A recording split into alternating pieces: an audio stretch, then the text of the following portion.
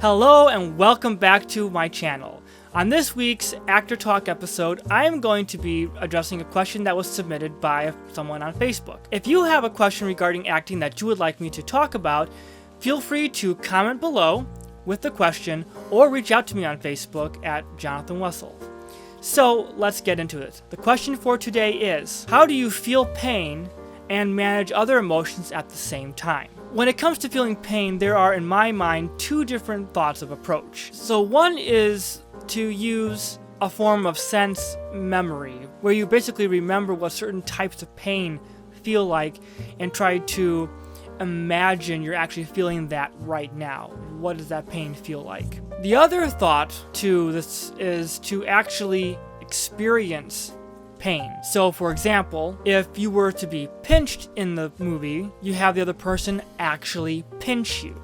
And by actually pinching you, you actually have the pain and respond truthfully, realistically to that pain, rather than trying to make it look like you've been pinched and you're responding, because that'll come across a bit fake rather than truthfully. For something more complex, say a gunshot wound, which you may have never actually experienced, and you would not want to actually shoot yourself for the scene, what you would do instead is something along the lines of creating some sort of stimulus, some sort of pain in the vicinity of where you're supposed to have been shot in order to get the same effect. For example, you could have someone off screen. If you get shot in the side, for example, you could have someone in the close-ups take a stick and be poking you with it, so it's creating that pain. I'm not saying you have to do that. I'm just saying that's one way you could do it. For me, I would probably go that route because it's taking one extra thing off of my mind when it comes to the acting side of things. I'm not having to worry about remembering that I've got this pain here along with the emotions that I'm feeling. That's being provided for me, which is different, I will say, from what I talked about in a previous video, which is where the emotion needs to come from you.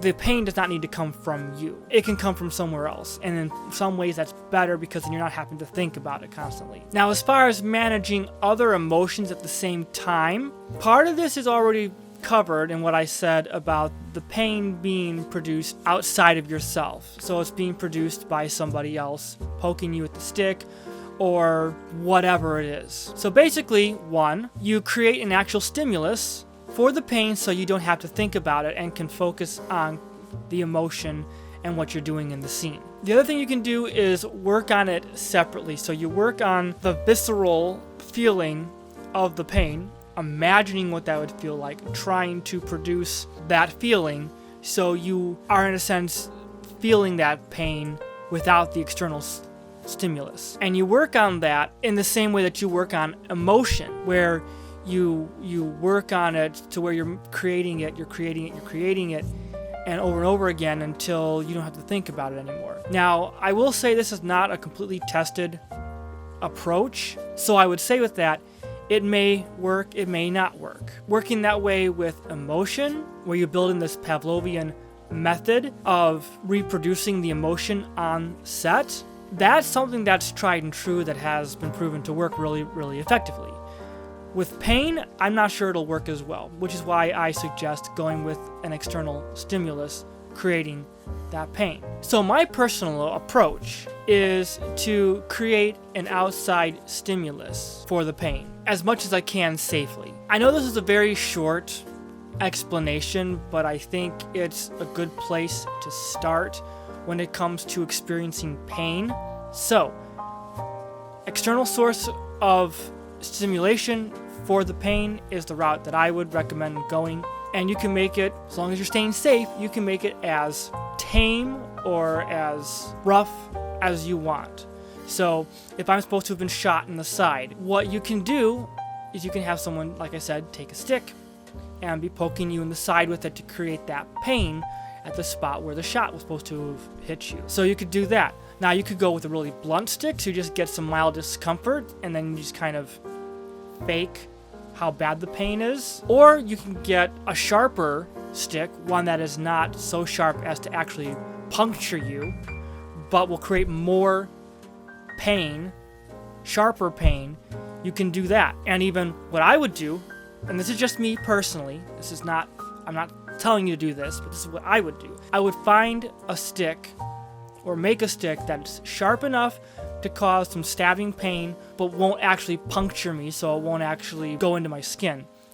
And if there are parts in the script where it says that pain surges through me, and so all of a sudden I jolt with the sudden pain, I would make sure the person that I have off screen poking me, applying some steady pressure so I feel that pain, knows when that's supposed to happen, and they actually jab me with it a little bit, so that creates a truthful response for me rather than trying to fake a surge of pain. So it's really happening, but not harmful. So that's what I would recommend. Alright, thank you so much for watching. I hope this video was helpful and informative. If you have any other questions that you would like me to answer about acting, be sure to comment below. Also be sure to like and subscribe to my channel. I try to put out content every single week with acting tips, acting discussions, reaction videos. I change it up. So be sure to come back, subscribe, hit that bell so you get notified when new content comes up, and be sure to watch. Thank you so much, and keep living truthfully.